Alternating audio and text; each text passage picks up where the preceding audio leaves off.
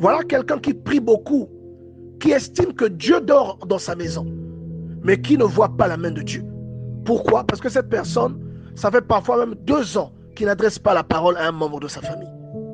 Ça fait par exemple 6 mois qu'il ne se parle pas avec son mari dans la maison. Voilà. Et tu espères que Dieu écoute ta prière. Il y a quelqu'un qui est prisonnier dans ton cœur parce que tu lui en veux pour une chose que cette personne a faite. Cette personne s'est mal comportée vis-à-vis de toi et tu continues à garder cette colère dans le cœur. Dieu dit renvoie-le libre.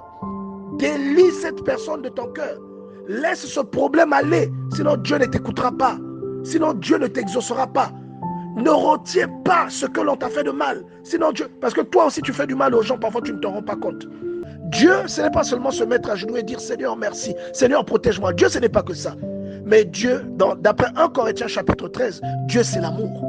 Celui qui a Dieu, c'est celui qui a l'amour. Celui qui aime l'autre, celui-là a Dieu.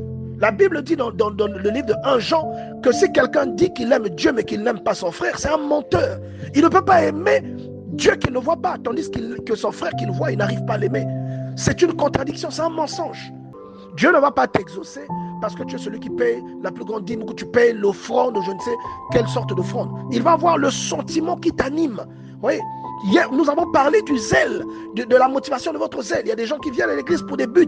Quand le but n'est pas atteint, il est frustré. Il ne jeûne plus, il ne veut plus prier. Dieu ne t'exaucera pas et tu mourras dans le désert, comme les enfants rebelles d'Israël. Tu mourras dans le désert. Nous devons nous réveiller, bien-aimés dans le Seigneur. Quelle est l'intention qui t'anime?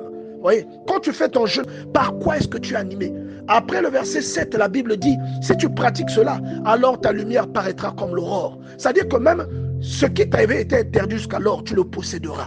La vraie prière, c'est celle-là. La vraie prière, c'est aimer autrui. Ce n'est pas le blabla. La vraie religion, c'est aimer l'autre. Celui qui plaît à Dieu, c'est celui qui aime l'autre, qui ne garde pas rancune. Celui qui plaît à Dieu, c'est celui qui intervient lorsque l'autre est en difficulté. Regardez ce merveilleux exemple de Job, chapitre 29. Il dit, car je sauvais le pauvre qui implorait du secours et l'orphelin qui manquait d'appui. Et au verset 13, il dit, la bénédiction du malheureux venait sur moi. Je remplissais de joie le cœur de la veuve. Je ne sais pas si quelqu'un comprend que chaque fois que tu aides quelqu'un avec un cœur sincère, chaque fois que tu assistes celui qui est en difficulté, sa bénédiction vient sur toi. Pourquoi? Parce que Dieu se souvient, tu deviens l'extension de Dieu dans la vie de cette personne. La gratitude qui a un rapport avec ce que tu as fait, elle est censée aller à Dieu, mais Dieu te la redistribue. Vous voyez? Elle retombe sur toi. Comprenez? Si vous êtes bien avec celui qui est affligé, si vous consolez celui qui est affligé, Dieu sera dans votre vie. Si vous venez en aide à quelqu'un qui a un manque, Dieu sera dans votre vie. Et Dieu s'illustrera puissamment dans votre vie, même là où vous ne l'attendez pas. Simplement parce que vous aidez celui qui est opprimé. Vous voyez? Il dit, la bénédiction du malheureux venait sur moi. Pourquoi? Parce que je sauvais le pauvre qui implorait du secours.